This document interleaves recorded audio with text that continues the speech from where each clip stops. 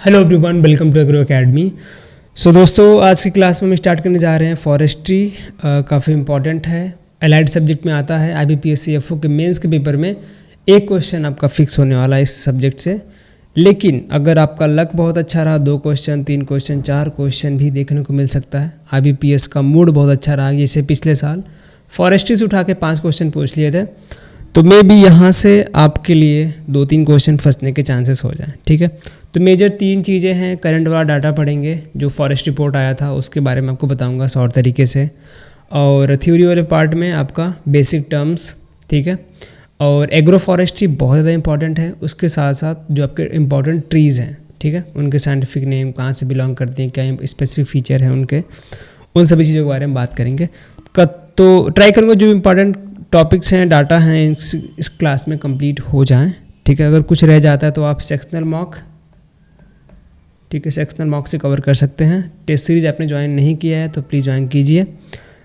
Description में आपको link मिल जाएगा, और इस PDF का भी लिंक आपको टेलीग्राम पे भी डाल दूंगा, PDF डाल दूंगा डायरेक्ट, तो वहाँ डाउनलोड कर सकते हैं। ठीक है, और बाकी के जो मैंने क्लासेस लिए हैं उनको जाके देखिए। एनिमल हस्बेंड्री पे गवर्नमेंट स्कीम, जो इम्पॉर्टेंट जितनी भी गवर्नमेंट स्कीम्स है वो कवर कर दिया है हमने, तो प्लीज़ जाके उस क्लास को देखिए। आई थिंक 1.5-2 घंटे का क्लास है, उसमें सारे इंपॉर्टेंट स्कीम है, उसमें करेंट के डाटा भी हैं, जो आपका लाइफ स्टॉक सेंसस भी आता है वो भी कवर कराया है मैंने, वो भी आप देख सकते हैं।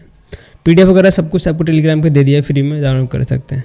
स्टार्ट करेंगे, बने रहिए हमारे साथ, थोड़ा पेशेंस बनाकर। अगर धीरे क्लास लग रहा होगा तो 1.5x पे चला के आप देख सकते हैं इसको, नो प्रॉब्लम।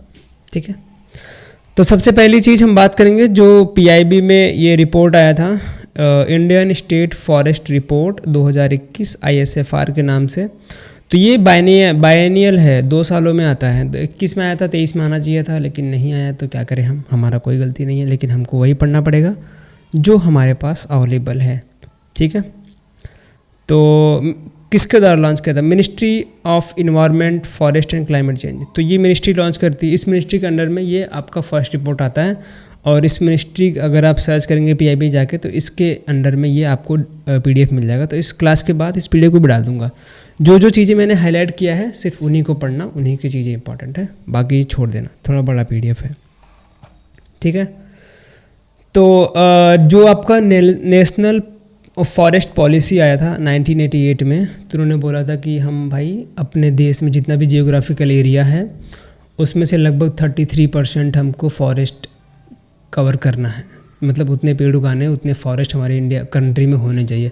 हर एक कंट्री का 1/3 पार्ट जो है फॉरेस्ट में जाना चाहिए, क्योंकि हमको हवा मिल रही है वहाँ से। जो भी एग्रो फॉरेस्ट में आपको पढ़ाऊँगा कि जैसे अलग अलग फंक्शन है, फूड हो गया आपका, टिम्बर्स हमको अच्छे चाहिए, पेपर बनाने के लिए चाहिए, तो बहुत सारा इस्तेमाल है। मतलब पेड़ सिर्फ हमें सिर्फ ऑक्सीजन ही नहीं देते, बहुत ज़्यादा इस्तेमाल होता है। और फॉरेस्ट्री एक ऐसा सब्जेक्ट है जो कि अलग से 4 साल का डिग्री बना दिया है। फॉरेस्ट्री में बहुत तो डिग्री करते हैं, और अगर आप UPSC एग्ज़ाम देंगे तो उसमें एग्रीकल्चर जो ऑप्शनल लेंगे तो उसमें आपका फॉरेस्ट्री सब्जेक्ट आता है। और इंडियन फॉरेस्ट सर्विस की एक बढ़िया पोस्ट आती है, IAS UPSC का एग्ज़ाम देंगे तो उसमें मिलती है। तो बहुत ज़्यादा इंपॉर्टेंस है हर एक कंट्री के लिए। नदियाँ और फॉरेस्ट बहुत ज़्यादा इंपॉर्टेंट है, क्योंकि जीवन तो भैया मिलेगा ही मिल रहा है, ऑक्सीजन तो मिलेगा ही मिलेगा, उसके साथ साथ बहुत सारे लोग डिपेंडेंट भी हैं। आप सर्च करके देखिए, बहुत ज़्यादा जनता इस पर डिपेंडेंट है, फॉरेस्ट पे। ठीक है, तो जो हमारी नेशनल फॉरेस्ट पॉलिसी आई थी 1988 में, तो उन्होंने बोला था कि हमको 33% अचीव करना है, गोल हमारा है जियोग्राफिकल एरिया में under the forest and tree cover, इतना करना है। तो अगर क्वेश्चन क्या बन सकता है कि नेशनल फॉरेस्ट पॉलिसी जब आया था तो उसका क्या मेन गोल था, तो मतलब कि कितने हमको हमारे जियोग्राफिकल एरिया का कितना परसेंटेज रखना चाहिए, तो 33% याद रखना। कौन से ईयर में आया था ये याद रखना, नेशनल फॉरेस्ट पॉलिसी, और कितना % हमारा गोल उस टाइम का गोल था ये याद रखना। लेकिन क्या हमने अचीव कर पाए? 1988 से अभी 2021 का जो डाटा आया था उसमें बोला गया कि भाई हम लोग अभी तक 21.7% ही फॉरेस्ट कवर अपने कंट्री में कर पाए हैं। ट्री कवर थोड़ा सा बढ़ा है, there is increase, sorry forest cover थोड़ा सा बढ़ा है, इतना थोड़ा सा बढ़ा है आप देख सकते हैं, लेकिन 21.71% थोड़ा सा पीछे हैं, अभी बहुत सारा काम करना बाकी है। अब लोग बढ़ रहे हैं, सबको खेती करनी है तो पेड़ तो कटेंगे ही। जितने फॉरेस्ट हैं उसको साफ़ सफाई करके वहाँ पे खेत बना रहे हैं, क्रॉप उगा रहे हैं, तो कहाँ से बढ़ेगा। तो ये मेन कारण है। ये याद रखना, फॉरेस्ट कवर ऑफ कंट्री अगर आप स्क्वायर किलोमीटर में पूछे तो ये नंबर याद रखना 7,13,789, 7,13,789 स्क्वायर किलोमीटर, जो कि 21.71% है हमारे पूरे कंट्री के जियोग्राफिकल एरिया का। समझ गए। और इंक्रीज़ कितना हुआ है, 1540 स्क्वायर किलोमीटर लगभग फॉरेस्ट कवर इंक्रीज हुआ है। तो ये है ट्वीट वगैरह हुआ था इनके हैंडल पे। अगर आपको पूछें कि total forest and tree cover कितना है हमारे कंट्री का, तो 80.9 मिलियन हेक्टेयर। तो ये आपको टर्म, ये डाटा याद, डायरेक्टली बड़ी हेडिंग से क्वेश्चन बनते हैं। ऐसे जितने भी एलाइड सब्जेक्ट हैं उसमें आप देखेंगे तो डायरेक्टली हेडिंग से क्वेश्चन बन जाएंगे। ठीक है। अगर एग्जाम में बनता है कि भैया बताइए ये total forest and tree cover हमारे कंट्री कितना है, तो 80.9 मिलियन हेक्टेयर है। ठीक है। तो ये सब सेम डाटा है, अभी बात करेंगे। पहले थोड़ा सा ये देख लेते हैं। तो यहाँ पे बोला जा रहा है कि ये बायनियल पब्लिकेशन है। ठीक है, बायनियल पब्लिकेशन। तो ISFR बायनियल पब्लिकेशन हर 2 सालों में बताते हैं कि भाई कितना हमारे कंट्री में ट्री कवर हुआ है, कितना बढ़ा है, कितना घटा है, सारे डाटा ये देते हैं। और कौन से ऑर्गेनाइजेशन के अंडर में आता है, ministry of environment, forest and climate change. ये भी क्वेश्चन बन सकता है कि ISFR कौन से मिनिस्ट्री के अंडर में ये आता है, तो ये मिनिस्ट्री याद रखना, ministry of environment, forest and climate change. ठीक है। तो ये चीज़ें थी इसके बारे में।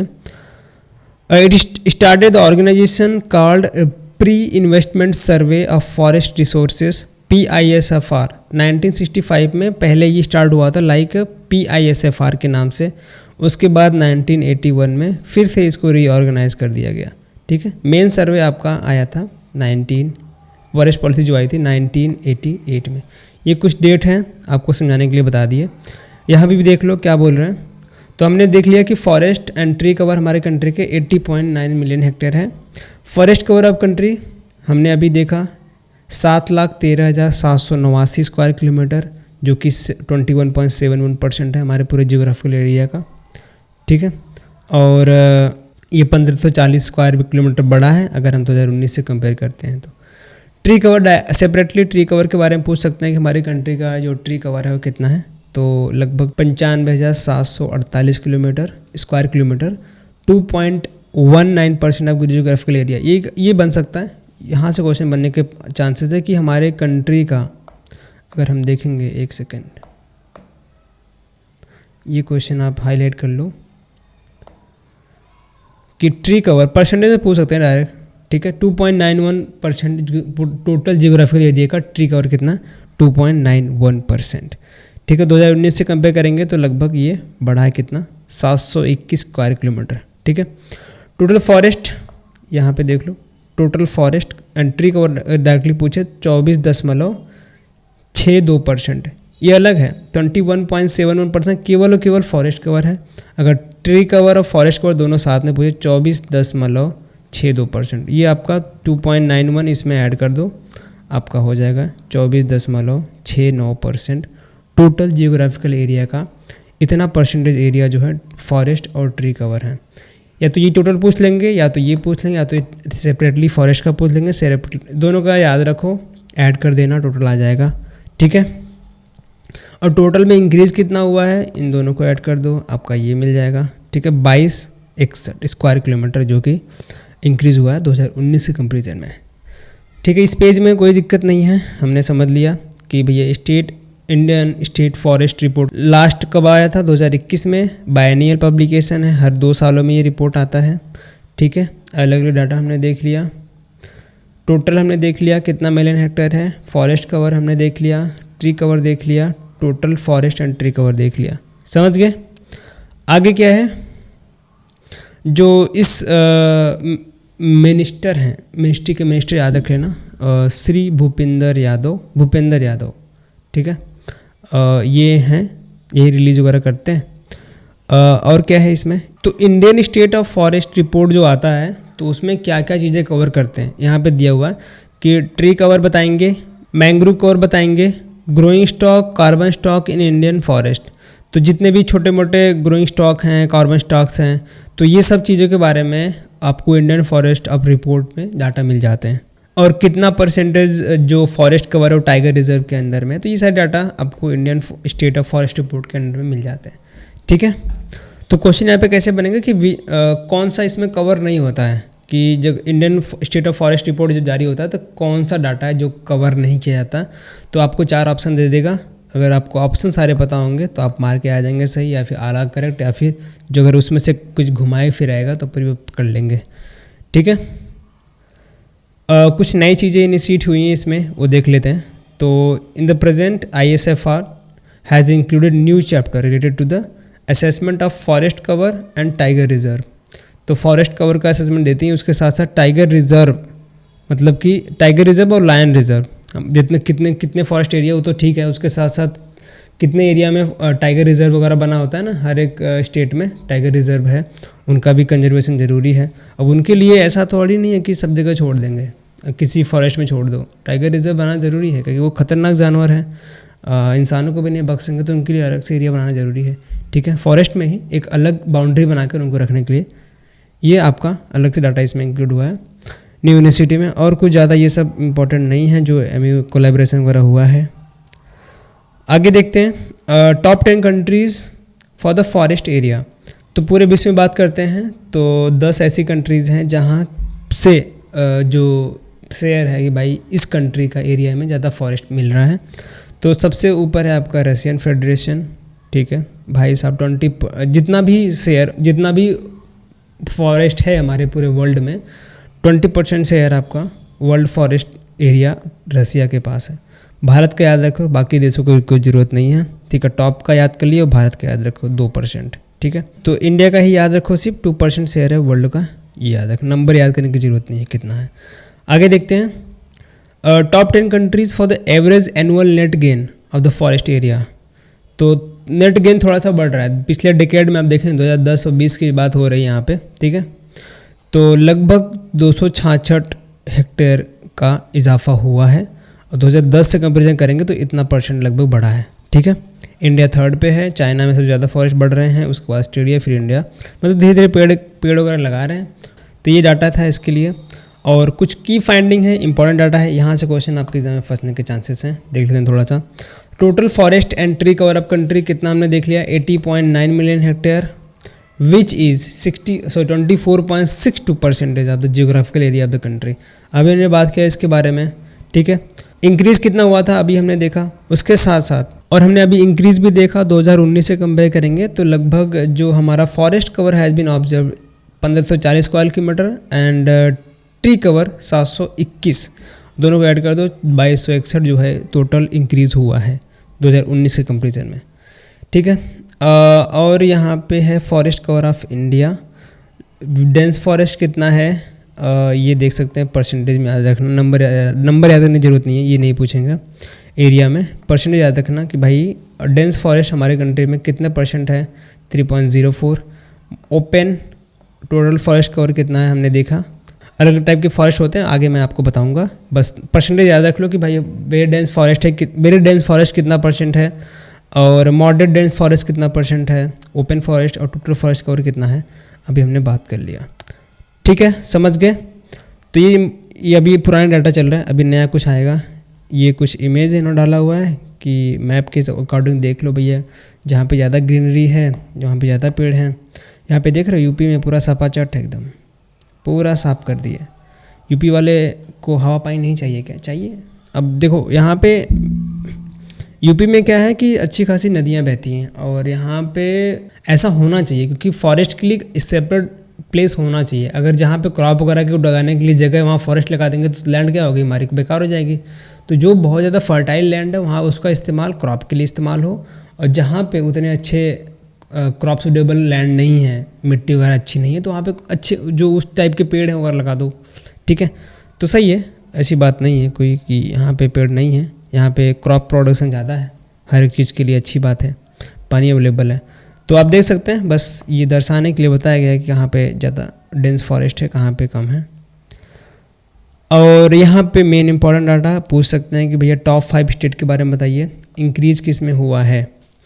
और top 5 state showing increase in the forest cover, ये इंक्रीज बता रहे हैं कि आंध्र प्रदेश में कितना बड़ा है, नंबर याद करने की जरूरत नहीं। आंध्र प्रदेश, तेलंगाना, उड़ीसा, कर्नाटका और झारखंड, यहाँ पे सबसे ज़्यादा इंक्रीज़ कहाँ पे हुआ, आंध्र प्रदेश में। एरिया वाइज अगर हम बात करते हैं तो Madhya Pradesh largest forest cover है, यहाँ पे हाईलाइट किया हुआ है मैंने, ठीक है।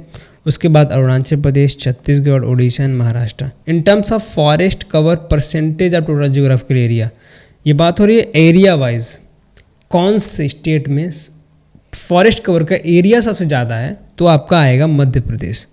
उसके बाद कौन से हैं, अरुणाचल प्रदेश, छत्तीसगढ़, उड़ीसा, महाराष्ट्र। अगर इन टर्म्स ऑफ परसेंटेज पूछे, अगर जितना भी एरिया है उस स्टेट का उसमें कितना परसेंट फॉरेस्ट है उसके अकॉर्डिंग पूछे तो मिज़ोरम छोटा स्टेट है, वहाँ पे ज़्यादा फॉरेस्ट है, तो भैया मिज़ोरम टॉप पे आएगा, ठीक है। ये देख लो 84.5% उस जियोग्राफिकल एरिया के स्टेट के उतना परसेंट फॉरेस्ट है। मतलब मैक्सिमम लोग जंगल में बिताते होंगे अपना दिन रात, है कि नहीं। अगर आपको जंगल में मंगल करना है तो जाइए मिज़ोरम घूम के आइए। अरुणाचल प्रदेश देख सकते हैं 79, यहाँ पे बहुत ज़्यादा फॉरेस्ट है। मेघालय में फॉरेस्ट है, मणिपुर, नागालैंड, तो ये सारे नॉर्थ ईस्टर्न, आई थिंक ये जो दिया गया है ये वाला, और अरुणाचल प्रदेश हो गया, नागालैंड, मेघालय, तो ये इधर के कुछ स्टेट हैं जो कि कम एरिया में भी ज़्यादा फॉरेस्ट लेकर बैठे हैं, ठीक है। अगर फॉरेस्ट का मज़ा लेना तो जाइए नॉर्थ ईस्टर्न स्टेट में, लेकिन थोड़ा सतर्क रहना पड़ेगा आपको जंगली जानवर से। आगे क्या है, आगे कुछ इम्पोर्टेंट है क्या, जो ट्री कवर भी याद रखना, small patches outside the forest, मतलब कि छोटे छोटे जैसे आपके आजू बाजू में छोटे छोटे वन बने होते हैं ना, कि बगीचा लगा दिए, आम का बगीचा लगा दिए, शीशम का पेड़ लगा दिए, तो छोटे छोटे जो पैचेस बने होते हैं, small patches outside the forest, ये फॉरेस्ट में इंक्लूड नहीं होते हैं ट्री कवर, ये याद रखना।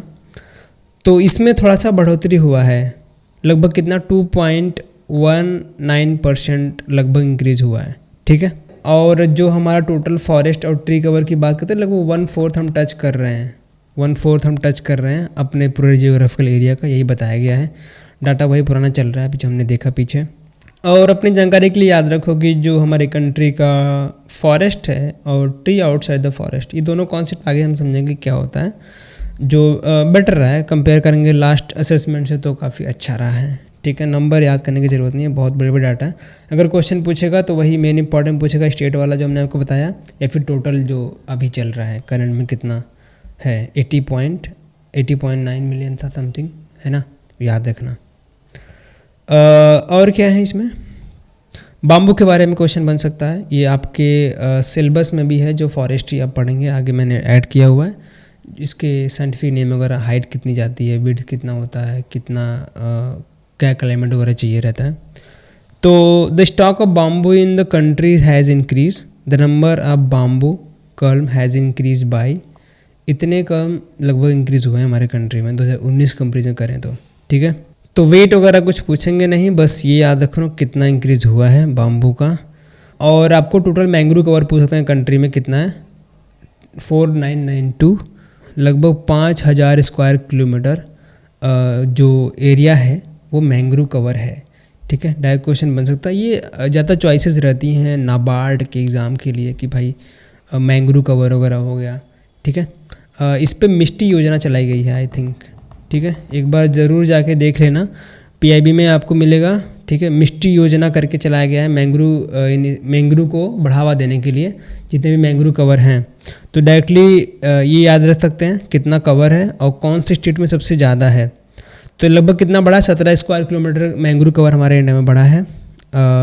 तो 3 सबसे मेन इंपॉर्टेंट स्टेट हैं जहाँ पे मैंग्रोव कवर बड़ा है, Orissa 8 square kilometre, followed by the Maharashtra, फिर कर्नाटका। अब देखो मैंग्रोव कवर सबसे ज़्यादा कहाँ पे है, very dense mangrove, Gujarat, sorry West Bengal में जाइए, आई थिंक सदाबहार वन बोलते हैं क्या ना, सदाबहार वन, तो वो देख के आ सकते हैं आप लोग, वेस्ट बंगाल में है। गुजरात में उसके बाद सेकेंड नंबर पे, सेकेंड हाईएस्ट, ये टोटल की बात हो रही है, ठीक है। तो टोटल में आप वेस्ट बंगाल में सबसे ज़्यादा एरियाज़ हैं उसके बाद आपका गुजरात में जो कोस्टल एरियाज़ होते हैं हमारे कंट्री के, तो वहाँ पे मैंग्रोव वगैरह लगाते हैं। तो मैंग्रोव का मेन काम क्या होता है, ये पानी में आराम से सर्वाइव कर लेते हैं। मतलब कि जो समुद्र तटीय क्षेत्र हैं वहाँ पे सुनामी वगैरह आए, मतलब लेवल वगैरह बढ़े, तो वो क्या करते हैं, थोड़ा सा उसको स्लो डाउन करते हैं, रोकते हैं। ठीक है, तो ये बस इतना मेन काम होता है। और इसका लकड़ियों का भी काफ़ी अच्छा इस्तेमाल होता है और हमारे बायोडाइवर्सिटी के लिए काफ़ी अच्छा है। तो मैंग्रोव को प्रमोट करने के लिए गवर्नमेंट ने मिस्टी योजना चलाई थी। तो वही है जो हमने ऊपर देखा, हाईएस्ट परसेंटेज चेंज किस में हुआ, कौन से स्टेट में, उड़ीसा में। ठीक है, तो यहाँ से क्वेश्चन क्या बन सकता है, टोटल एरिया पूछ लेंगे कि मैंग्रोव हमारे कंट्री में कितना एरिया में है, तो लगभग 5000 स्क्वायर किलोमीटर, याद रखना 4992, मतलब एग्जैक्ट फिगर नहीं याद है, फिर भी आप 5000 याद रखो। ठीक है, 17 स्क्वायर किलोमीटर बड़ा है। सबसे ज़्यादा कहाँ बड़ा है, उड़ीसा में बड़ा है भैया। और टोटल बात करते हैं तो वेस्ट बंगाल में सबसे ज़्यादा एरिया है, उसके बाद गुजरात में है। ठीक है, तीसरा नंबर इसी में से आप ढूंढ लो कहाँ पे है। 8% लगभग उड़ीसा में बढ़ा है, ये सबसे ज़्यादा बढ़ा है यहाँ पे। ठीक है, ये पूछ सकते हैं, ये सब नहीं आएगा, अगर क्वेश्चन बना तो यहीं भी आएगा। और आगे देखते हैं क्या है, और कुछ इंपॉर्टेंट नहीं है, सारे डाटा हैं जो कि दूसरे एग्ज़ाम में के लिए ज़रूरी हैं, लेकिन आप बस इतना याद रखो जितना मैंने बताया। ये जो आपका सर्वे वगैरह निकलता है, ये रिमोट सेंसिंग जो आपका NRSC national remote sensing centre बनाया गया है, सेटेलाइट के माध्यम से डाटा वगैरह निकालते हैं, जो मैं आपको दिखाया वो उसी से बनाया गया है। ठीक है, अगर आप ये सब भी चीज़ें पढ़नी है, आपका मन कर रहा है, तो डिस्क्रिप्शन में लिंक है टेलीग्राम का, वहाँ पे जाइए, इस क्लास के बाद डाल दूँगा, तो पढ़ लीजिएगा। ठीक है, और जो ये आया था आपका Indian state of forest report, मैंने आपको बता दिया ISFR के बारे में। आगे बढ़ते हैं, तो मेन लेक्चर हमारा स्टार्ट होता है आज का। थोड़ा सा पानी पी लेते हैं, उसके बाद स्टार्ट करेंगे।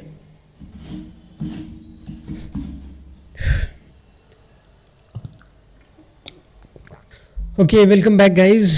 तो यहाँ पे आ गए हैं वापस हम लोग, सेम डाटा है, वही चीज़ें हमने जो बात की पीछे, बस थोड़ा सा ग्राफिक्स के अकॉर्डिंग मैंने आपको बता दिया कि भाई कितना कितना चीज़ें हैं। थोड़ी क्षमता हमारी कम है अभी पढ़ाने की, मतलब एक साथ 1.5 घंटे 2 घंटे क्लास नहीं रह पाते हैं। धीरे धीरे शक्ति बढ़ेगी तो आपके लिए लाइव क्लास भी लेंगे। ठीक है, तो फॉरेस्ट एंड ट्री कवर देखो कितना है, 24.62, जो मेन डाटा चीज़ें मैंने लिख दिया है टोटल जियोग्राफिकल एरिया का। ठीक है, ट्री कवर हमने देख लिया, फॉरेस्ट कवर, इन दोनों को ऐड कर टोटल आ जाएगा, वही चीज़ें हैं। और ये डाटा हमने आपको बताया था कितना है ISFR के अकॉर्डिंग चीज़ें। ठीक है, और टोटल वर्ल्ड में बात करें 2.4%, ये इंपॉर्टेंट है, 2.4% पूरे वर्ल्ड में हमारा इतना ही एरिया है जो कि वर्ल्ड में कंट्रीब्यूट करता है फॉरेस्ट के रूप में। आगे देखें, ओके, इंट्रोडक्शन स्टार्ट हो रहा है दोस्तों। मेन फॉरेस्ट्री का सब्जेक्ट आपका इंट्रोडक्शन बात कर लेते हैं। जो हम लोग फॉरेस्ट्री पढ़ रहे हैं उसको डिफ़ाइन कैसे करेंगे, तो FAO ने क्या बताया, जो आपका फॉरेस्ट है उसको कैसे डिफाइन करेंगे हम लोग, तो इसको ध्यान समझो। कोई भी पीस ऑफ लैंड हो, आपके घर के बाजू में हो, पीछे हो, आगे हो, कहीं भी हो, उसका एरिया लगभग 5000 मीटर स्क्वायर हो, या फिर हाफ हेक्टर एरिया हो।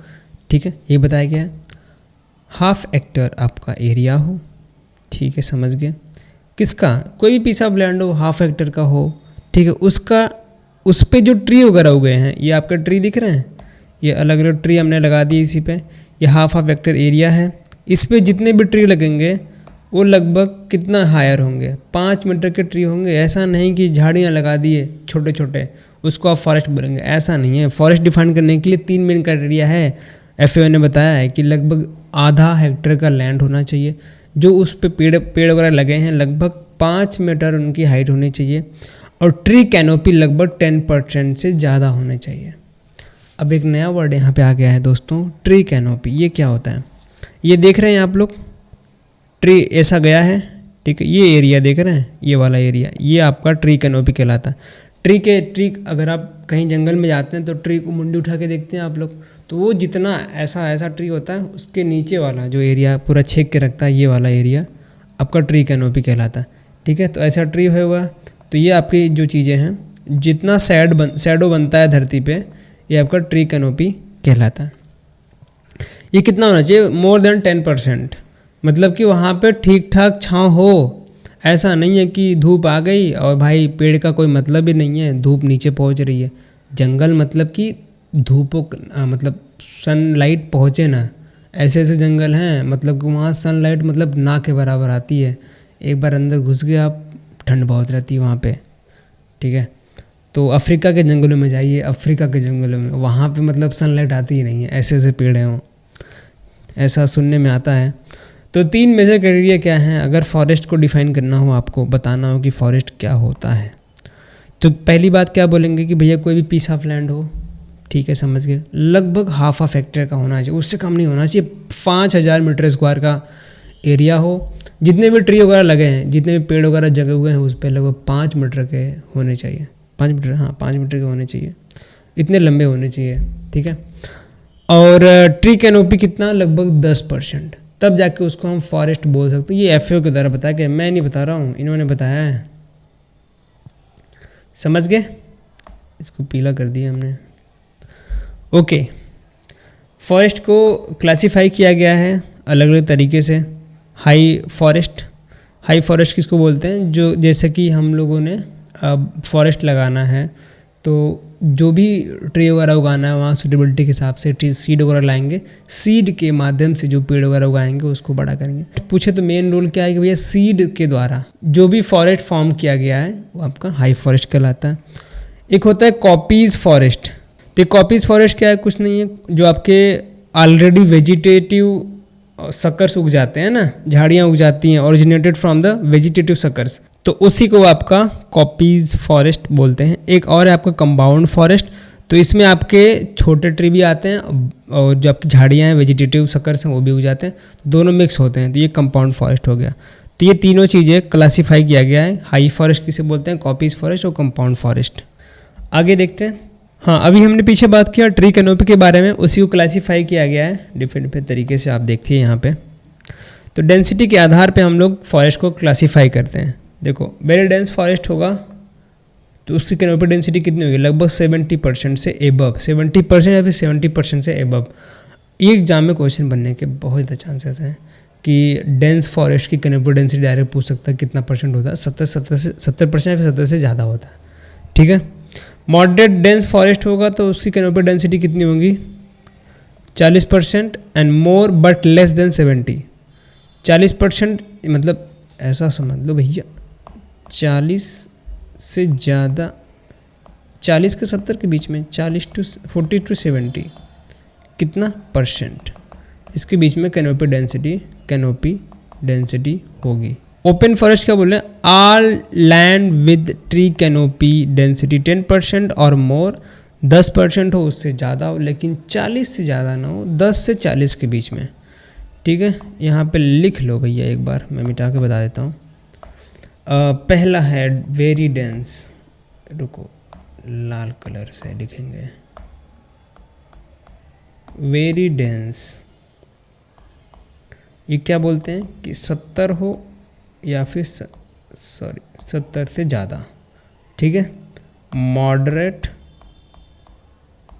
मॉडरेट डेंस फॉरेस्ट होगा तो भैया इसका 40 से 70% क्या होगा, कैनोपी डेंसिटी। अब उसके बाद आते हैं ओपन फॉरेस्ट, ठीक है। इसका कितना, 10 से लेकर 40, 10 से कम नहीं, 40 से ज़्यादा नहीं, ये आपका कैनोपी डेंसिटी।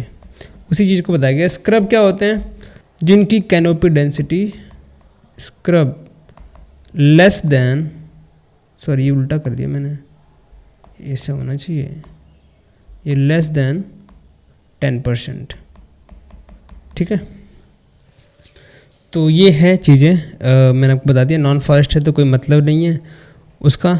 तो एग्जाम में क्वेश्चन क्या बनेगा कि भैया आप बताइए कि मॉडरेट डेंस फॉरेस्ट में कितना होता है कैनोपी डेंसिटी। तो हमने हाईएस्ट पता कर लिया 70 से ज़्यादा हो, 70 से ज़्यादा वेरी डेंस में। मॉडरेट है उससे नीचे आएगा 40 से 70 आपका ओपन फॉरेस्ट में। स्क्रब में कितना, 10% से कम, ठीक है।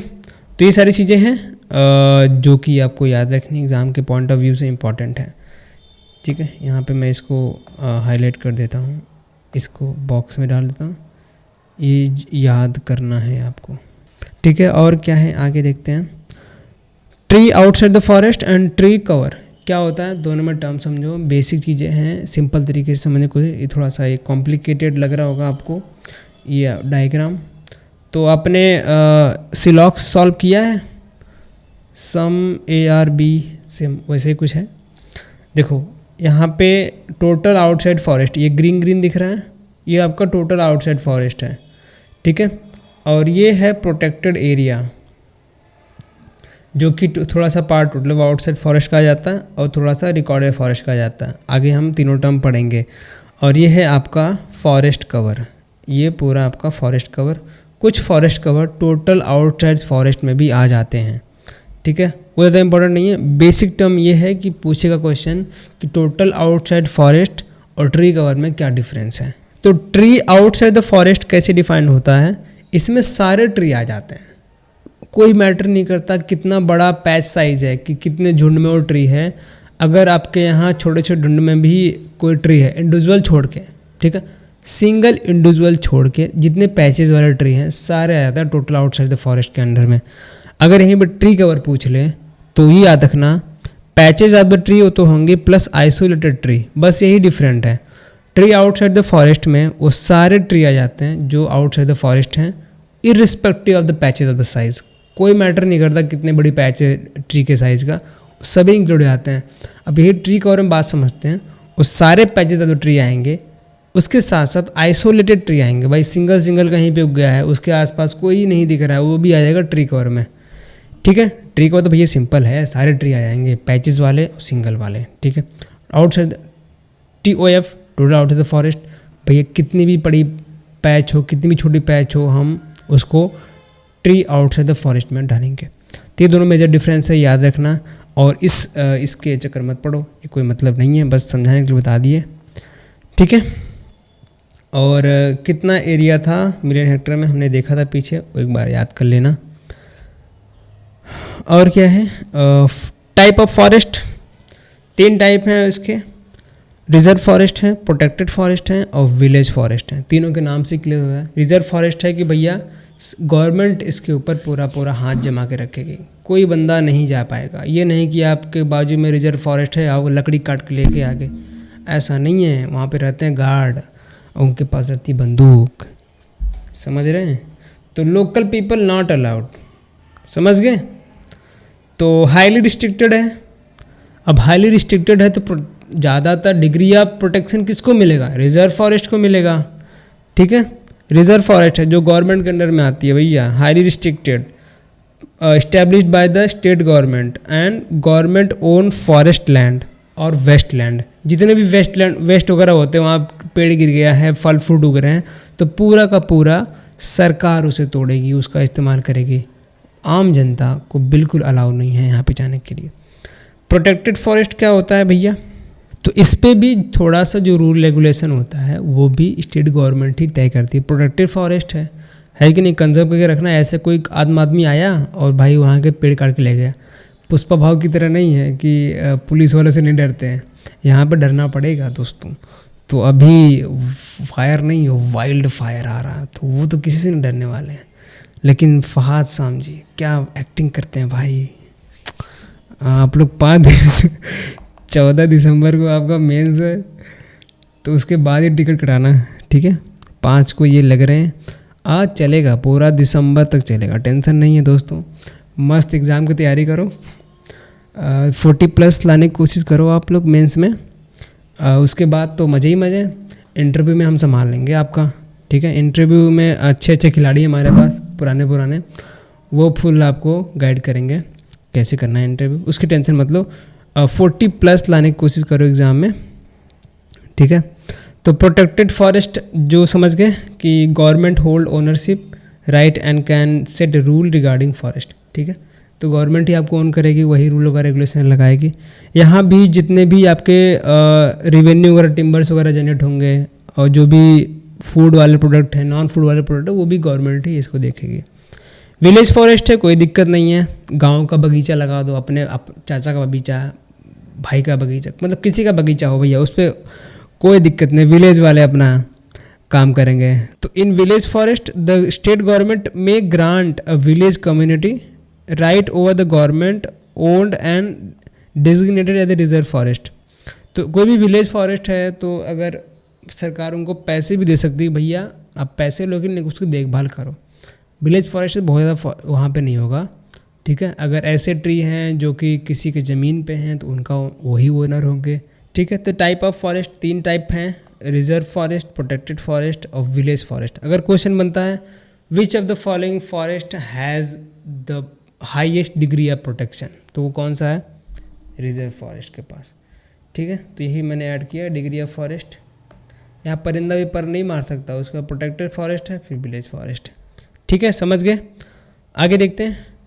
अब आता है एग्रो फॉरेस्ट्री, ये है आपका मेन चैप्टर, यहाँ से क्वेश्चन आपके बनते हैं, तो इसको समझते हैं। तो ये भी आपका बहुत ज़्यादा सिंपल है एग्रो फॉरेस्ट्री। देखो इसके नाम में भी चीज़ें समझ में आती हैं एग्रो फॉरेस्ट्री, लेकिन हम थोड़ा सा डायग्राम ऐड किए हैं आपको समझाने के लिए, ठीक है। तो यहाँ पे ध्यान दो। तो एग्रो फॉरेस्ट्री का डिफिनेशन जो बोलता है कि आपके पास कितनी भी लैंड हो, छोटी सी छोटी लैंड हो, बड़ी सी बड़ी लैंड हो, अगर आप उसको एफिशिएंट तरीके से, इफ़ेक्टिव तरीके से इस्तेमाल नहीं कर रहे हैं तो आपका एग्रो फॉरेस्ट्री में नहीं आएगा। सिक्वेंशियल मैनर में आपको वहाँ पे क्रॉप उगाने हैं, लाइफ स्टॉक लेना है, या फिर आप कोई भी प्लांट वगैरह ग्रो करके, हॉर्टिकल्चर क्रॉप वगैरह ग्रो करके वहाँ से आप फ्रूट वगैरह ले रहे हैं, ठीक है। तो यही बोल रहे हैं कि आपका फॉरेस्ट क्रॉप हो, ठीक है, 1 मिनट, आपका फॉरेस्ट क्रॉप हो, एग्रीकल्चर क्रॉप हो, या फिर लाइफ स्टॉक हो, अगर आप कोई भी पीस ऑफ लैंड हो उसको एफिशिएंट तरीके से इस्तेमाल करना ही आपका एग्रो फॉरेस्ट्री कहलाता है, ठीक है। तो सिक्वेंशियल मैनर में आपने एक छोटा सा ज़मीन है, कहीं पे आपने 2-4 लाइफ स्टॉक यानी कि गाय वगैरह पाल लिया, ठीक है, मिल्क प्रोडक्शन कर रहे हैं आप लोग, छोटा सा लैंड है, आपने क्रॉपिंग वगैरह कर दिया, फॉरेस्ट क्रॉप आपने ग्रो कर दिया, ठीक है। तो इस तरीके से आप जो भी आपके पीस ऑफ लैंड है उसका अच्छी तरीके से इस्तेमाल करना ही आपका एग्रो फॉरेस्ट्री के अंडर में आता है। इसको हम लोग मल्टीपल क्रॉपिंग भी बोलते हैं, ये बहुत ज़्यादा इम्पॉर्टेंट है।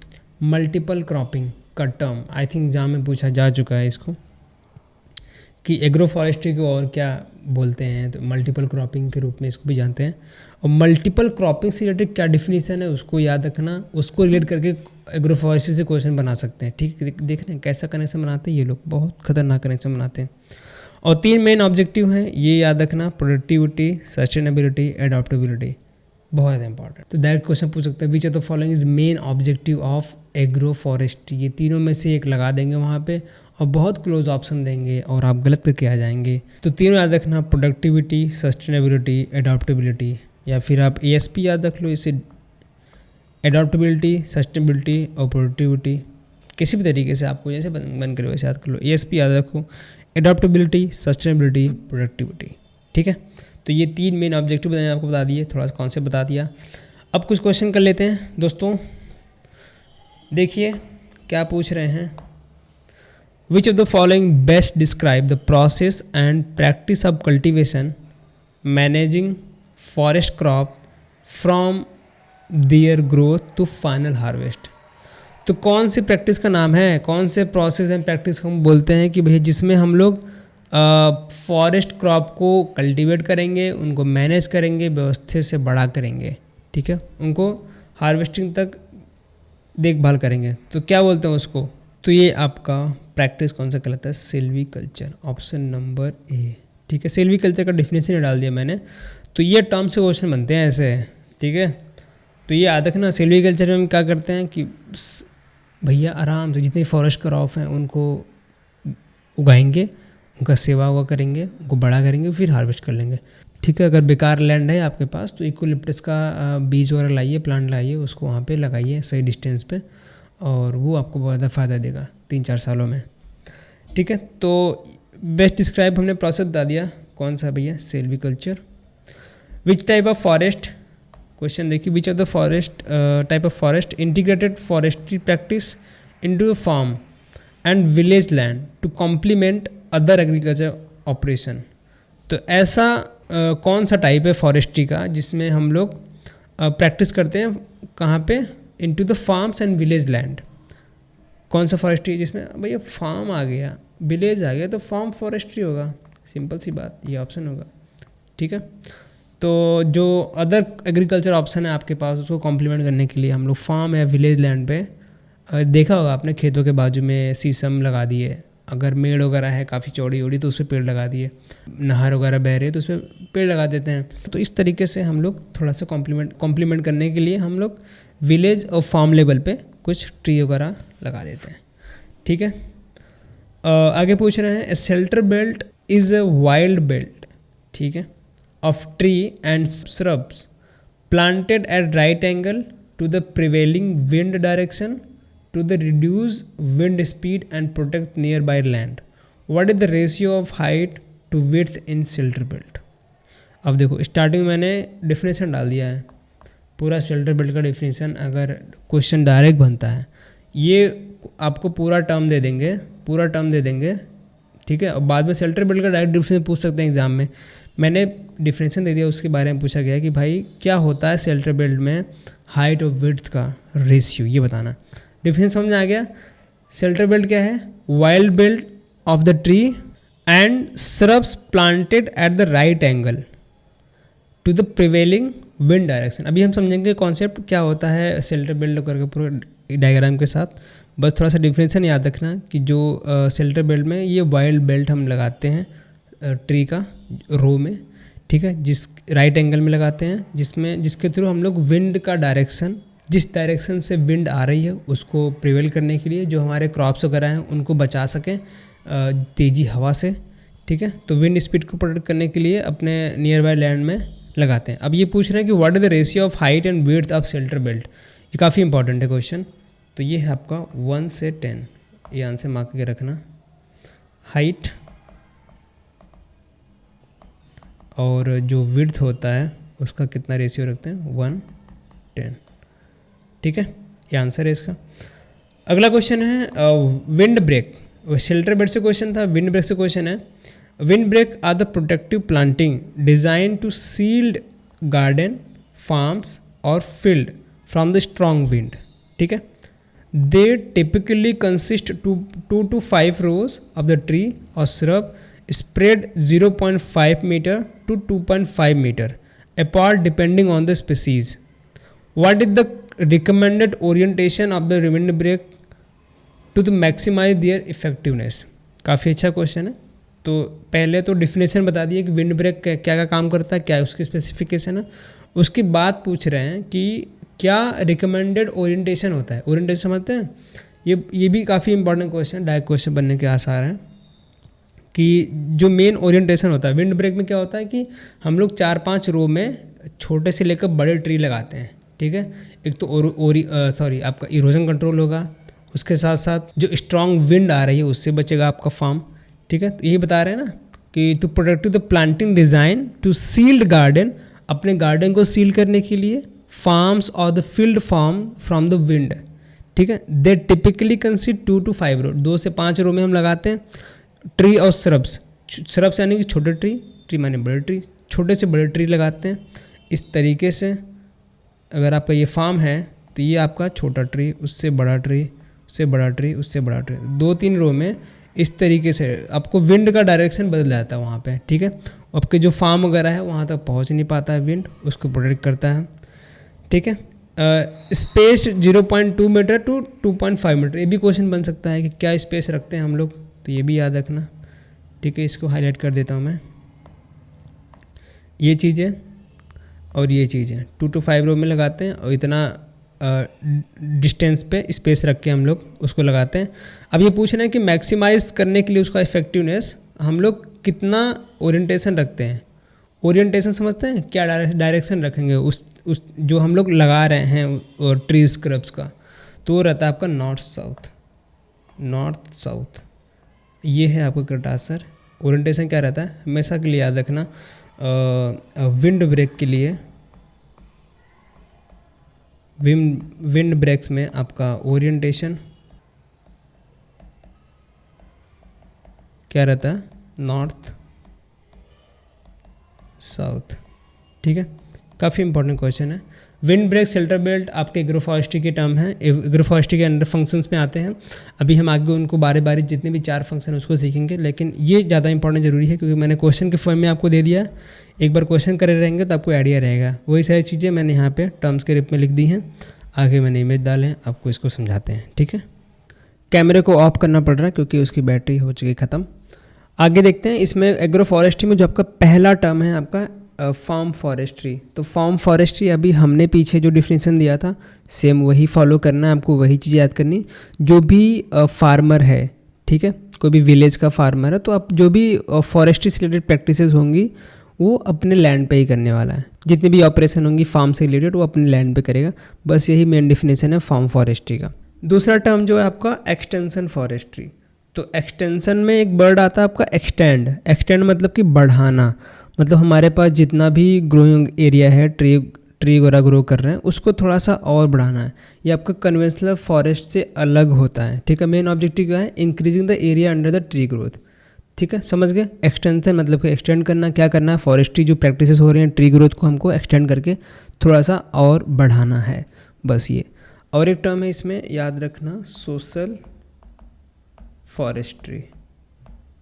ठीक है, सोशल फॉरेस्ट्री में नाम में डिफाइन हो रहा है, सोशल यानी कि पब्लिक के लिए काम होने वाला है। ठीक है, जैसे बहुत लोग सोशलिस्ट बन जाते हैं, जनता के लिए जनता के हित के लिए काम करते हैं। तो जितने भी फॉरेस्ट प्रैक्टिसेस होंगी, जो भी वहाँ पे गुड्स वगैरह निकलेंगे, ठीक है, जो भी मटेरियल वगैरह निकलेगा, फूड वाला मटेरियल हो गया, लकड़ी वगैरह हो गया, स्क्रब्स वगैरह हो गया, वो सारी चीज़ें पीपल के लिए होने वाली, आम जनता के लिए, आम जनता के बेनिफिट के लिए। ठीक है, इसको हम लोग एक टर्म और दे देते हैं, forestry of the people, by the people and for the people. ठीक है, तो ये भी टर्म आप याद रख सकते हैं।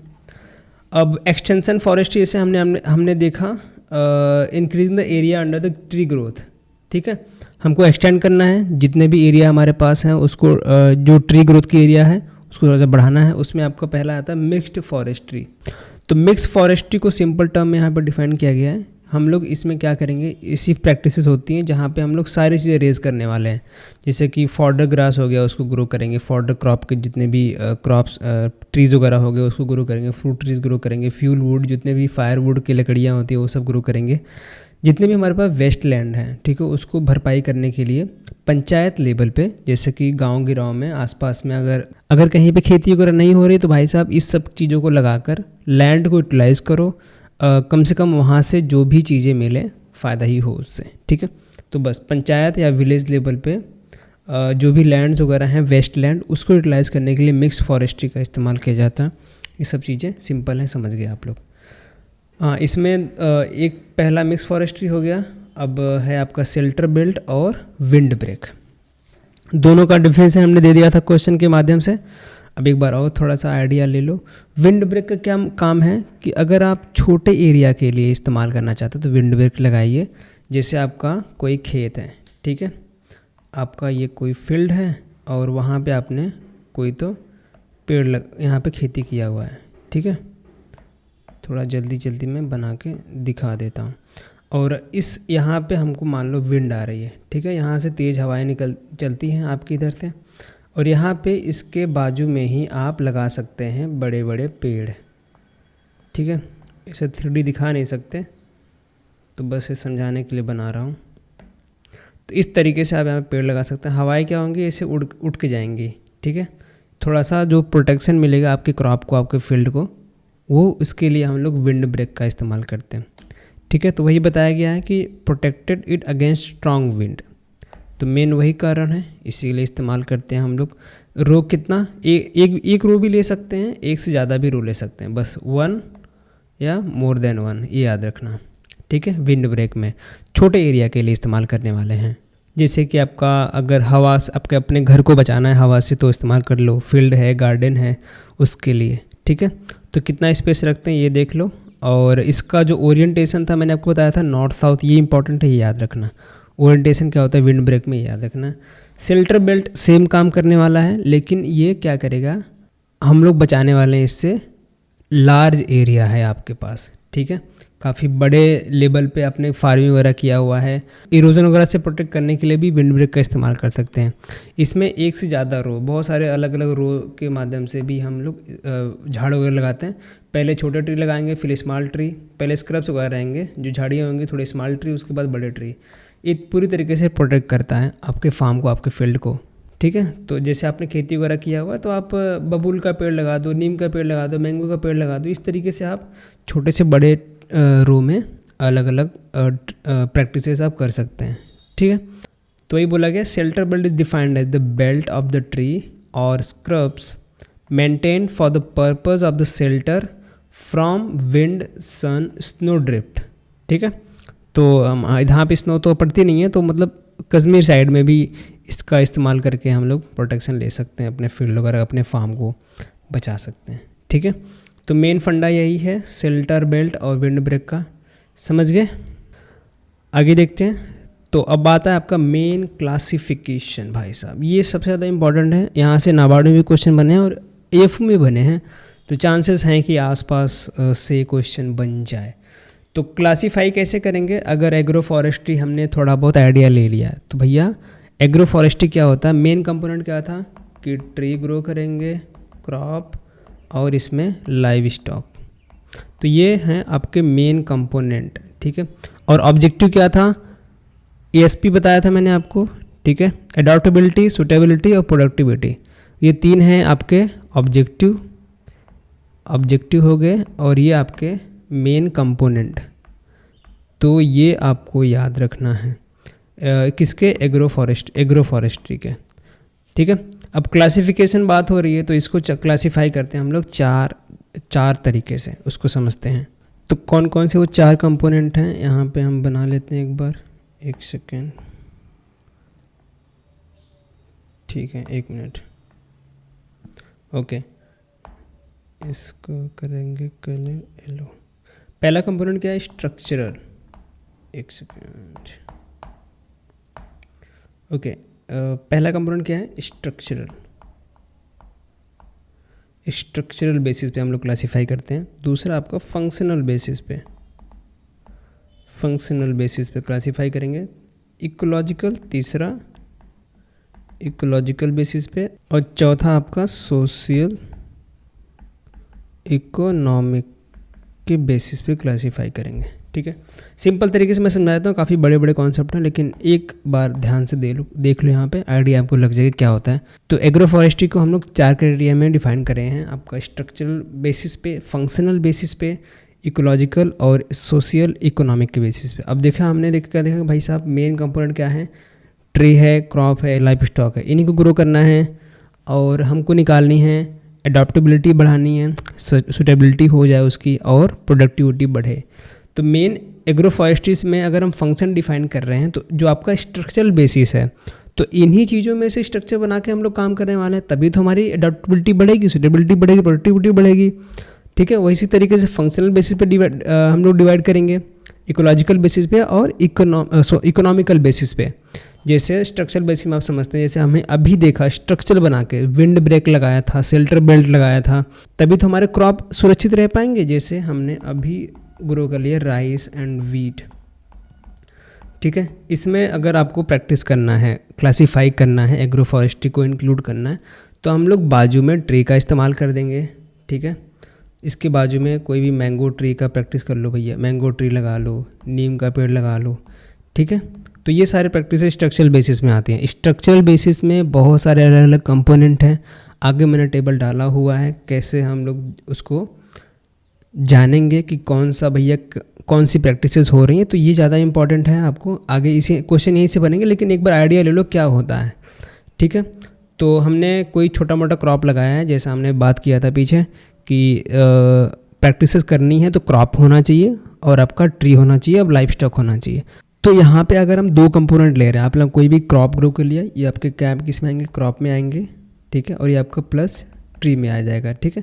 अगर हम 2 कंपोनेंट को साथ में लेकर हम कोई प्रैक्टिसेस कर रहे हैं तो उसको एक स्पेशल नाम दिया जाता है, जैसे आपका एग्री सिल्वी कल्चर, ठीक है। तो इस तरीके से इसको नाम देते हैं, इसको अलग अलग कंपोनेंट में डिवाइड किया गया है। ऐसे बहुत सारे अलग अलग कंपोनेंट बनाए गए हैं जिसको आपको याद करने पड़ेंगे, यहीं से क्वेश्चन बनते हैं। तो एग्री का जो वर्ड है पूरा क्रॉप लेके जाएगा, क्रॉप में कोई भी प्रैक्टिस कर रहे हैं एग्रीकल्चर में आएगा, ठीक है।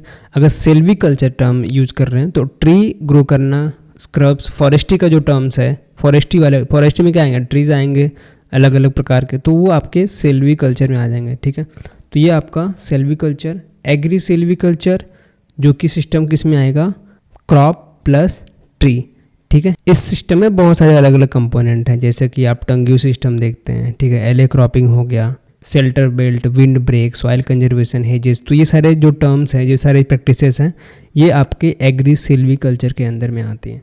इसमें और भी चीज़ें आप इंक्लूड करेंगे, अभी मैंने टेबल में दिया हुआ है सारे कंपोनेंट के नाम, जैसे एक दो और समझ लेते हैं। सिल्वी पास्चोरल सिस्टम, इसमें कैसे समझते हैं, तो अलग अलग तोड़ दो, टर्म्स को तोड़ दो। सिल्वी मतलब अभी हमने क्या देखा, ट्री ग्रो करना है, ठीक है। पास्चुरल क्या है आपका, लाइव स्टॉक। बस वही दो चीज़ों को अगर हम प्रैक्टिस साथ में कर रहे हैं, आपका ट्री भी ग्रो कर रहे हैं, साथ में लाइव स्टॉक ग्रो कर रहे हैं, इन दोनों को कंबाइंड हम प्रैक्टिस कर रहे हैं, तो आपका सिल्वी पास्चुरल सिस्टम में आने वाला है, ठीक है।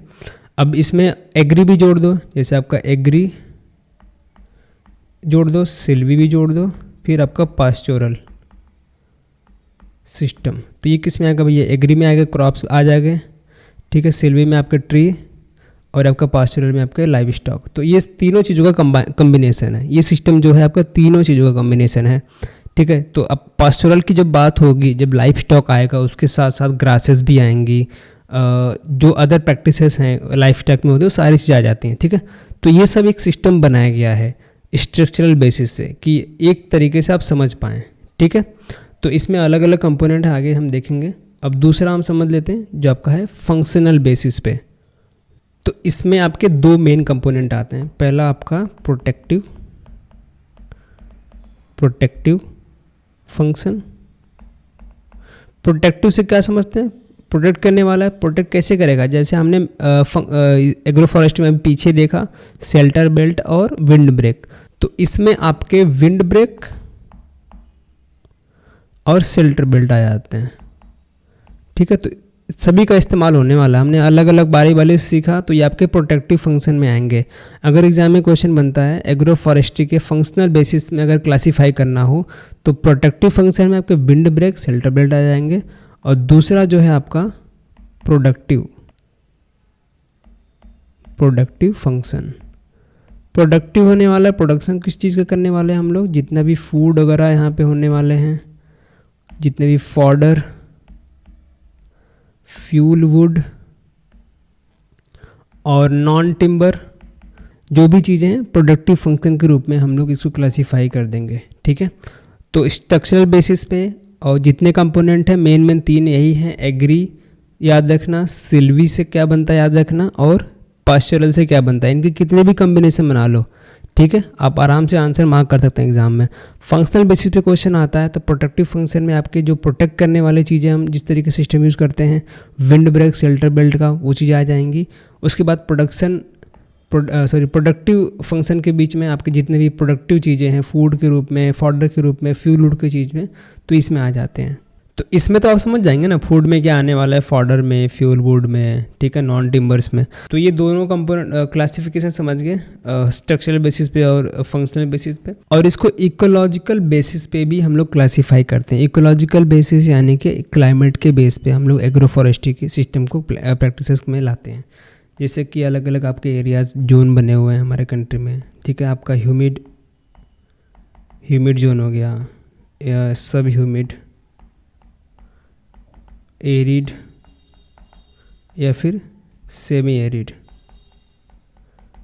और आपका ट्रॉपिकल जोन, ट्रॉपिकल एरिया जो भी हो गए। तो इस तरीके से हम लोग अलग अलग एग्रो फॉरेस्ट्री की प्रैक्टिसेस में लाते हैं। अगर कहीं पे बारिश वगैरह बिल्कुल नहीं हो रही है, पेड़ वगैरह उगाने के चांसेस नहीं, तो उस टाइप के पेड़ वगैरह वहाँ पे उगाएंगे, ठीक है। सेमी एरिड के लिए अलग अलग से आपके एग्रो फॉरेस्ट्री की प्रैक्टिसेस होती हैं। ट्रॉपिकल रीजन के लिए जहाँ पे स्लोपी एरियाज़ हैं, ठीक है, वहाँ पे प्रैक्टिस करने के लिए हम लोग न केवल बड़े बड़े ट्री, उसके साथ साथ टी प्लांटेशन, कॉफ़ी प्लांटेशन, ऐसे ऐसे पेरेनियल वुडी ट्री हैं जिसकी हम प्रैक्टिसेस एग्रोफॉरेस्ट्री के रूप में करते हैं। तो बस एक छोटा सा आइडिया देने के लिए कि भाई कैसे क्लासीफाई किया गया है एग्रोफॉरेस्ट्री को, ये आपके दिमाग में बैठ जाएगा। तो कोई भी क्वेश्चन आता है तो आप उसको डिफ्रेंशिएट करके आंसर मार्क कर सकते हैं एग्जाम में, ठीक है। इसको काफ़ी अच्छे तरीके से पढ़ा जा सकता है, अलग अलग स्लाइड बनाकर, अलग अलग डायग्राम दिखाकर, लेकिन मैं थोड़ा सा आइडिया देने के लिए मैं आपको बता रहा हूँ, ठीक है। उसके बाद है आपका सोशियल इकोनॉमिक के बेसिस पे, सोशियल नहीं, इसको आप सोशियो, इसको इसी पे काट देते हैं, इकोनॉमिक के बेसिस पे भी क्लासीफाई किया गया है। इसमें आपके 3 कंपोनेंट हैं। पहला है आपका, अगर हम क्लासीफाई करें सोशियो इकोनॉमिक के बेसिस पे, तो कमर्शियल तो आने वाला है, कमर्शियल एग्री फॉरेस्ट्री सिस्टम, ठीक है। दूसरा आपका इंटरमीडिएट एग्रो फॉरेस्ट्री सिस्टम, और तीसरा आपका सबसिस्टेंस एग्रो फॉरेस्ट्री सिस्टम, ठीक है। तो कमर्शियल यानी कि कमर्शियल लेवल पे हम लोग एग्रो फॉरेस्ट्री की प्रैक्टिस करने वाले, जिसमें हम लोग कॉफ़ी ग्रो करेंगे, ठीक है, कॉफ़ी लगाएंगे और टी की खेती करेंगे, उसमें आपका रबर, ऑयल पाम, ये सारी चीज़ें कमर्शियल लेवल पे हम लोग एग्रो फॉरेस्ट्री की प्रैक्टिस करने वाले हैं, जो कि हमारे इकोनॉमिकल रूप से बेनिफिट दे, ठीक है। ओवरऑल हमने क्या देखा था, अवेलेबिलिटी, प्रोडक्टिविटी और सस्टेनेबिलिटी। तो प्रोडक्टिविटी अगर बढ़ानी है तो भाई प्रैक्टिसेस में वो भी चीज़ें आएंगी, इंक्लूड होंगी, है कि नहीं है। तो कमर्शियल बेसिस पे, कमर्शियल रूप में अगर हम एग्रो फॉरेस्ट्री प्रैक्टिस कर रहे हैं तो ये सब चीज़ें लगाना बहुत ज़्यादा ज़रूरी है। और आपका इंटरमीडिएट एग्रो फॉरेस्ट्री सिस्टम में देखते हैं तो आपका इसमें टोटली कैश क्रॉप, जो हमारे ऐसे क्रॉप हैं जो फूड ग्रेन क्रॉप हैं, डायरेक्टली बेचकर पैसे कमा सकते हैं फार्मर, तो वैसे क्रॉप की प्रैक्टिसेस इसमें हम कर सकते हैं। सब्सिस्टेंस मतलब कि चीज़ें फुलफिल करने वाली हों। तो अगर फार्मर को किसी चीज़ का नीड हुआ, मान लो कोई 1-2 हेक्टेयर का लैंड है, उस पर आलू बो दिए, ठीक है, अपने घर के खाने के लिए, अपने फैमिली को फीड करने के लिए जो भी हम चीज़ें इसमें उगाते हैं वो आपका सबसिस्टेंस एग्रो फॉरेस्ट्री सिस्टम के अंदर में आता है, ठीक है। तो आपने क्लासिफिकेशन समझ लिया, स्ट्रक्चरल बेसिस पे, फंक्शनल बेसिस पे, इकोलॉजिकल और सोशियो इकोनॉमिक के बेसिस पे, ठीक है।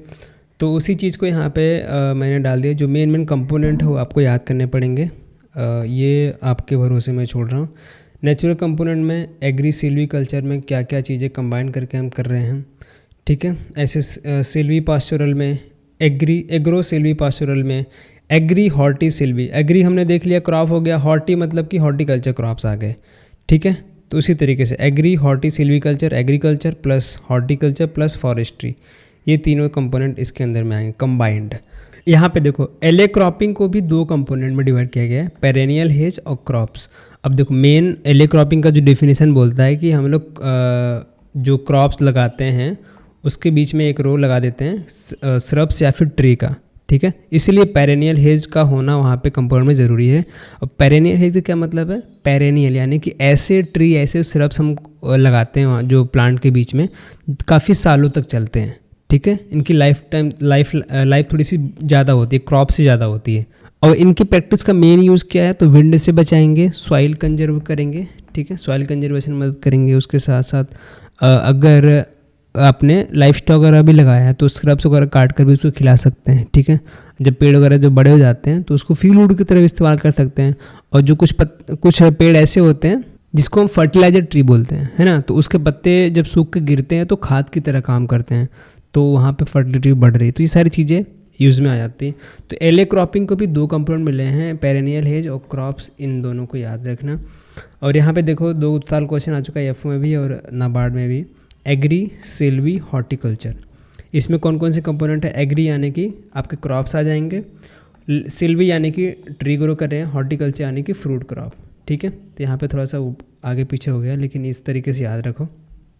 तो क्वेश्चन ऐसे घुमा फिरा के भी दे सकता है, ये आपको पता होना चाहिए कि भाई कौन सा कंपोनेंट किसको डिफाइन करता है, उस तरीके से आप कंपोनेंट बना सकते हैं, ठीक है।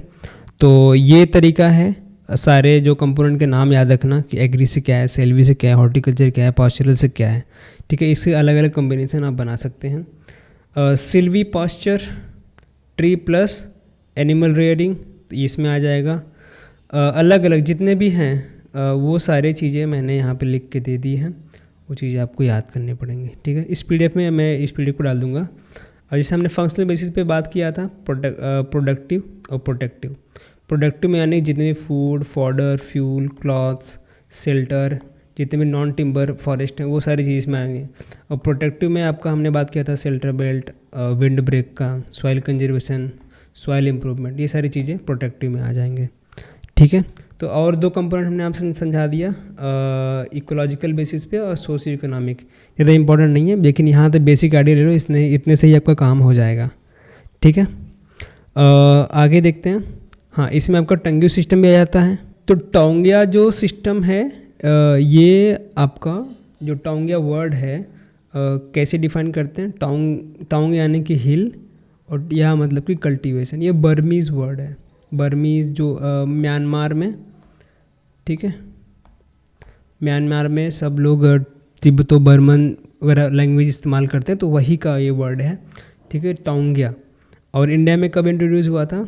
1890 में। कब ये वर्ड डिफाइन हुआ? 1850 में इंडिया में, उसके 40 साल के बाद इंडिया में इंट्रोड्यूस हुआ था।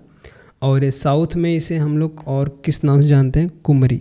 ठीक है, साउथर्न इंडिया में हम इसे कुमरी के नाम से भी जानते हैं, टोंगिया सिस्टम को। ठीक है, और ये कहाँ पे प्रैक्टिस होता है? जहाँ पे अस्योर्ड बारिश कितनी हो रही है, 1200 से 1500 mm, समझ रहे हैं? तो वही एरिया है जहाँ पे हिली रीजन है, बारिश काफ़ी ज़्यादा होती है, तो उन्हीं एरिया में हम लोग टोंगिया सिस्टम का प्रयोग करते हैं। ठीक है, अब वहाँ पे एकदम फ्लैट ज़मीन तो है नहीं यूपी की तरह, प्लेन सरफेस जहाँ पे आराम से उगा सकते हैं, तो ऐसे ही प्रैक्टिस की जाती है। यहाँ पे इस इमेज को देख लो। ठीक है, तो ऐसे हिली स्लोप पे ही हम लोग फार्मिंग वगैरह करने वाले हैं। पहले कुछ बड़े क्रॉप ग्रो कर लेंगे, ट्री श्रब्स, थोड़ा सा कंजर्वेशन रहे, सॉइल मतलब कि बारिश वगैरह हो तो वहाँ से उसका इरोजन ना हो, और उस पर हम लोग अपने क्रॉप का ग्रो करते हैं। ठीक है, तो वही क्रॉप ग्रो होते हैं जहाँ जितनी बारिश की सूटेबिलिटी हो। ठीक है, सारे क्रॉप नहीं ग्रो कर सकते, तो वो प्रैक्टिस कहाँ पे करते हैं? जहाँ पे 1200 से 1500 रेनफॉल वहाँ पे हो रहा है mm का। अगर टोंगिया सिस्टम को अपनाना है तो जो उस लोकल एरिया के लोग हैं जहाँ पे हिली रीजन वगैरह है, तो वहीं के जो फार्मर, लोकल फार्मर है, वही क्रॉप वगैरह ग्रो करते हैं अपने ट्री के साथ। ठीक है, तो इतना बेसिक इन्फॉर्मेशन काम का हो जाएगा आपका टोंगिया सिस्टम के लिए। ठीक है, तो इस तरीके से आप देख सकते हैं इमेज को। अब ये है आपका 3 प्रकार का टोंगिया सिस्टम, 3 टाइप के हैं। डिपार्टमेंटल टोंगिया, डिपार्टमेंटल टोंगिया में क्या बोलते हैं? जो एग्रीकल्चर क्रॉप्स वगैरह है, ट्री वगैरह है, वो कौन प्लांट करेगा? फॉरेस्ट डिपार्टमेंट के द्वारा कुछ लेबर को एम्प्लॉयमेंट दी जाएगी, डेली वही उसका देखभाल करने वाले हैं। तो जिसमें जितने भी उतने वीड वगैरह उगेगी उसका देखभाल करेंगे, फालतू ट्री को, जो टूटे हुए मोटे ट्री हैं उनको फेंकेंगे उठा के, तो साफ सफाई का ध्यान डिपार्टमेंटल टोंगिया हो तो फॉरेस्ट डिपार्टमेंट भी इसका पूरा काम धाम देखती है। अब दूसरा आपका लीज टोंगिया, तो जो भी फॉरेस्ट का लैंड होता है, लीज मतलब कि उधारी पे देना, या फिर अधिया बोलते हैं ना, कि फॉरेस्ट डिपार्टमेंट वहाँ पे काम नहीं कर पा रही है, तो जो एरिया के आसपास लोकल लोग हैं उनको किसी पर्सन को लीज पे दे देगी, और उसको अच्छा खासा पैसा पे किया जाएगा कि भाई साहब आप ही ग्रो करो, जो भी ट्री प्लांट वगैरह है आप ही उसको देखभाल करो, आप ही उसको केयर करो। ठीक है, तो लीज टोंगिया ये हो गया टोंगिया सिस्टम। और ये अगर मैं गलत प्रोनाउंस कर रहा हूँ तो माफ़ करना, डिपार्टमेंटल टोंगिया और लीज टोंगिया और विलेज टोंगिया। तो विलेज टोंगिया को मोस्ट सक्सेसफुल क्या माना गया है कि जो आसपास के एरिया के लोग हैं, मतलब कि वो वहीं पे रहते हैं, वहीं पे खेती वगैरह, मतलब वही उनका ज़मीन है, वहीं पे उनको खेती करना है, वही उनको उगाना है, खाना पीना है। ठीक है, लगभग जिनके पास 0.8 से 1.7 हेक्टेयर का लैंड है, तो जो भी क्रॉप प्रैक्टिसेस होती हैं अपनी जो भी लोग हैं, फैमिली मेम्बर हैं, वही जाके उगाएंगे, वही उसकी हार्वेस्टिंग करेंगे, क्रॉप का देखभाल करेंगे, सारे कल्टीवेशन करेंगे। ठीक है, तो टाइप ऑफ टोंगिया सिस्टम समझ गए, departmental taungya, lease taungya, village taungya. Most successful कौन सा है? आपका विलेज टोंगिया। ठीक है, तो टोंगिया सिस्टम के बारे में था, और ये आपका स्ट्रक्चरल बेसिस कंपोनेंट में आता है। टाइप ऑफ टोंगिया हमने समझ लिया। आगे एक और क्वेश्चन है, इसको देख लेते हैं। The proportion of the area in the field और ground that covered by the tree crown is known as. Tree crown हमने आपको बताया था, उसके द्वारा जो भी फील्ड या फिर ग्राउंड कवर होता है उसको क्या बोलते हैं? Tree outside the forest, tree cover, reserve forest, canopy density, फिर नन ऑफ दिस। तो हमने इसके बारे में समझा है, तो आपका करेक्ट आंसर कैनोपी डेंसिटी। ठीक है, आगे कौन सा है, आगे क्वेश्चन है as per the latest Indian state of forest report ISFR 2021 what is the total forest cover of the country. ये आपको बताना है मुझे कमेंट में, क्योंकि बहुत अच्छे से मैंने आपके पीछे बता दिया। ठीक है, कमेंट जो करेगा उसको हमेशा के लिए याद हो जाएगा, ये आपको याद करना है। ठीक है, कुछ करेंगे स्टैटिक्स हैं जो हमने पीछे बात किए थे, आई थिंक वही चीज़ें हैं, ISFR के डाटा ही हैं। श्री भूपेंद्र यादव जी के बारे में हमने पीछे पढ़ा था शुरुआत के टाइम पे, तो वही सारी चीज़ें एक बार मैंने फिर से यहाँ पे समराइज़ करके लिख दिया है, आप ध्यान से इसको पढ़ सकते हैं। और हाँ, ये करेंट में डाटा आया था अभी हाल ही में, ये याद रख सकते हैं कि कैंपा फंड होता है ना एक आपका कंपनसेटरी एफॉरेस्ट्रेशन फंड, इसके अंडर में जो आपका मिनिस्ट्री है, मिनिस्ट्री ऑफ एनवायरनमेंट, उन्होंने कुछ स्कीम इम्प्लीमेंट किया, जैसे आपका नगर वन हो गया, नगर वन योजना। ठीक है, इसको इम्प्लीमेंट किया था 2020 में, अब ये 24-25 तक चलने वाला है, इसका ये टेन्योर था। इसमें बोला गया था कि 400 नगर वन हम लोग बनाने वाले हैं और 200 नगर वाटिका। एक में भी क्वेश्चन फंस सकता है कि भाई मिनिस्ट्री ऑफ एनवायरनमेंट के द्वारा जो एक स्कीम इम्प्लीमेंट किया गया नगर वन योजना, उसमें क्या मेन टारगेट है, 400 नगर वन बनाने और 200 आपके नगर वाटिका। एक प्लांट वगैरह खरीदने का पैसा कहाँ से मिलेगा, कैंपा फंड से मिलेगा। ठीक है, नेशनल कंपनसेटरी एफॉरेस्ट्रेशन फंड। तो ये करंट की न्यूज़ है, इस पर स्टार मार्क कर लो, एक बार देख लेना ध्यान से। और ये सारी चीज़ें पुरानी डाटा हैं, हमने अभी पीछे बात किया स्टार्टिंग में, वो चीज़ें वही याद रखना 2021 में जो आपका ISFR का डाटा है। ठीक है, और कुछ है इसमें, हाँ अब मेन आता है, कुछ ट्री के बारे में जान लेते हैं। ज़्यादा ट्री नहीं है, 4-5 मैंने ऐड किए, एक बार देख लो ध्यान से, उसके बाद इस वीडियो को एंड कर देंगे। बेसिक आइडिया मैंने आपको दे दिया कहाँ से क्वेश्चन बनते हैं। अगर आपके पास नोट्स वगैरह है तो एक बार ध्यान से उसको पढ़ लेना, उस एरिया से, वहीं से क्वेश्चन आपके आने वाले हैं। टिक क्या है भैया, टेक्टोना ग्रैंडिस वर्बियेंसी फैमिली से आती है ये, और किंग ऑफ ट्री भी बोलते हैं इसको। ठीक है, हिंदी नाम क्या है, सागवान, आई थिंक सागवान ही बोलते हैं टिक को, शायद सागवान ही बोलते हैं। ठीक है, has a superior timber value use by the plywood industry. जो आपके तख्ते वगैरह बनते हैं, टेबल मेज, मतलब कि फर्निश्ड चीज़ें, दीवार पे खिड़की वगैरह लगती है, तो सुपीरियर टिम्बर के लिए हम लोग सागवान लगाते हैं, समझ गए। और काफ़ी जल्दी ग्रो हो जाता है, वहाँ पे अच्छा खासा पैदावार भी ले सकते हैं हम लोग। लाइफ स्पैन 60 ईयर, और लगभग ये इसमें लगभग हम 1.5 से 3 टिम्बर निकाल सकते हैं। काफ़ी लंबा ट्री होता है सागवान का। ठीक है, अच्छे खासे टिम्बर्स इसमें से टिम्बर मतलब समझे, लट्ठा ये वाला टिम्बर। ठीक है, मोटा चौड़ा लट्ठा। ओके, टिक समझ गए। टिक का क्या पूछेगा, यहाँ पे पूछ लेगा कि भैया किंग ऑफ ट्री किसे बोलते हैं, तो आपको पता है टिक। सागवान नाम पूछ सकते हैं, या फिर फैमिली पूछ सकते हैं, फिर आपका साइंटिफिक नेम टेक्टोना ग्रैंडिस। कुछ इंपॉर्टेंट फैक्ट है टिक से रिलेटेड, याद रख लो। हाइट कितनी होती है, 30 से 40 मीटर लगभग, इतने लंबे हो जाते हैं। स्पेसिंग क्या रहती है, 1.8, कभी कभार 2 मीटर भी ले लेते हैं। नॉर्मल जनरल तरीके से अगर आप खेती वगैरह कर रहे हैं, अगर आप प्रोफेशनल कर रहे हैं तो ये लीजिए। क्लाइमेट क्या रहता है, ट्रॉपिकल सब ट्रॉपिकल क्लाइमेट चाहिए। कंडीशन मतलब सैंडी लोम सॉइल हो तो चल जाएगा। 6 से 7 pH चाहिए। रेनफॉल लगभग 900 से 2500 mm तक ये आराम से सह लेगा। अब है इकोलिप्टस, इसका साइंटिफिक नेम देखिए, इकोलिप्टस टेरेटिकॉर्निस। अगर मैं गलत प्रोनाउंस कर रहा हूँ तो इसको सही कर लेना। टेरेफिकॉर्निस है, टेरेटिकॉर्निस, ये याद रखो। फैमिली कौन सी है, मैरिटेसी। नेटिव कहाँ का है, ऑस्ट्रेलिया का है भैया ये। हाइट कितनी होती है इसकी, 50 मीटर तक जाता है। इकोलिप्टस काफ़ी लंबे लंबे होते हैं। मैक्सिमम इस्तेमाल जो आपके कैरेट आते हैं ना, एप्पल पैकेजिंग वाले, जो लकड़ी के कैरेट होते हैं उसको बनाने में करते हैं। और ज़्यादातर एप्पल कहाँ पे उगते हैं, हिमाचल प्रदेश में, तो ज़्यादातर इस्तेमाल वहीं पे होता है इसका। ठीक है, maximum use for in the paper industry. Paper industry में बाम्बू और ये ज़्यादा इस्तेमाल किया जाता है। टेम्परेचर रेंज क्या होता है, आराम से 0 से 48 डिग्री सेंटीग्रेड है, तो आराम से वो ग्रो कर लेता है, कोई दिक्कत नहीं है। तो इकोलिप्टस के बारे में समझ गए। तो अगर क्वेश्चन बनता है कि पेपर इंडस्ट्री के लिए सबसे ज़्यादा इस्तेमाल किया जाना वुड कौन सा है, यूकलिप्टस। ठीक है, क्या पूछ सकते हैं और क्या पूछेंगे इसमें, साइंटिफिक नेम पूछेंगे और यही पूछ सकते हैं, ज़्यादा कुछ नहीं पूछेंगे। आगे है कौन सी ट्री, टर्मेरिंड, ये आपका इमली, इमली का जो है टर्मेरिन इंडिका। फैमिली के देख लो, कैसलपीनी इस फैमिली से बिलोंग करती है। फैक्ट कुछ देख लो, हाइट कितना 24 मीटर का, लगभग 24 मीटर, हाँ कुछ लंबे लंबे भी होते हैं।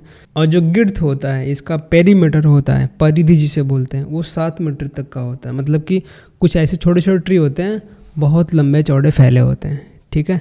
कुछ अगर आप MBKV में आएंगे कभी हमारे कॉलेज में तो आपको दिखेगा कि लाइन से लगे होते हैं इमली के प्लांट। वो छोटे भी होते हैं और जो बहुत बड़े होते हैं 30-30 मीटर के होते हैं वो काफ़ी लंबे चौड़े फैले होते हैं, ठीक है। फ्लावरिंग इनकी अप्रैल से जून तक हो जाती है। स्पेसिंग हम 7x7 लेके चल सकते हैं अच्छी ग्रोथ के लिए, ठीक है। समझ गए टर्मेरिन के बारे में। नीम के बारे में देख लो, तो नीम का कुछ साइंटिफिक नेम क्या है, एजारडिरचिटा इंडिका। फैमिली कौन सी है, मैलिएसी, एवरग्रीन प्लांट है, नेटिव कहाँ का है, म्यांमार का, ठीक है। और बाम्बू के बारे में थोड़ा सा आगे बात किया था हमने। इसका साइंटिफिक नेम देख लो क्या है। बाम्बू प्रोडक्शन हमने शुरुआत में बताया था आपको फॉरेस्ट रिपोर्ट में, उसको एक बार देख लेना। डेंड्रोकैलेमस स्ट्रिक्टस ये इसका साइंटिफिक नेम है। फैमिली क्या है, ग्रैमिनी फैमिली से बिलोंग करता है। एवरेज लाइफ क्या होती है इसकी, जो इसका कलम होता है वो 7 साल तक जीवित रह सकता है, 7 ईयर, ठीक है, अगर नहीं काटते हैं इसको तो। हालांकि ज़्यादातर इस्तेमाल ग्रीन के टाइम पे इसका हार्वेस्टिंग हो जाता है, जब वो हरा भरा रहता है, फुली मैच्योर हो जाता है तभी। मतलब सूखने तक को इंतज़ार नहीं करता है। हालांकि इंडिया में बहुत जगहों पे इसके जो सूखे बाँस होते हैं उसके इस्तेमाल होते हैं, लेकिन 7 साल तक छोड़ देंगे तो ये जीवित रहेगा, ठीक है। पुअर मैंस ट्री भी वो इसको बोलते हैं, ग्रीन गोल्ड के भी नाम से भी जाना जाता है। ये दोनों इंपॉर्टेंट चीज़ें हैं इसके बारे में, ये याद रखना। ग्रीन गोल्ड या फिर पुअर मैंस ट्री। जो कलम की हाइट होती है इसकी लगभग 7 से 20 मीटर तक होती है और डायमीटर जो रहता है उसका 2.5 से 8 सेंटीमीटर। ग्रोथ 0.3 से लेकर 0.9 मीटर पर डे हो सकता है।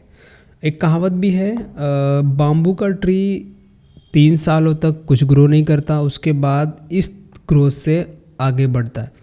इसी तरीके से आपकी सफलता में भी देखा जाता है। अगर आप कुछ भी पढ़ाई कर रहे हैं, कुछ बिल्ड कर रहे हैं, कुछ बना रहे हैं जीवन में, तो शुरुआत में ग्रोथ बहुत स्लो लगेगी, आप पेशेंस हार जाएंगे, आप छोड़ देंगे उसको।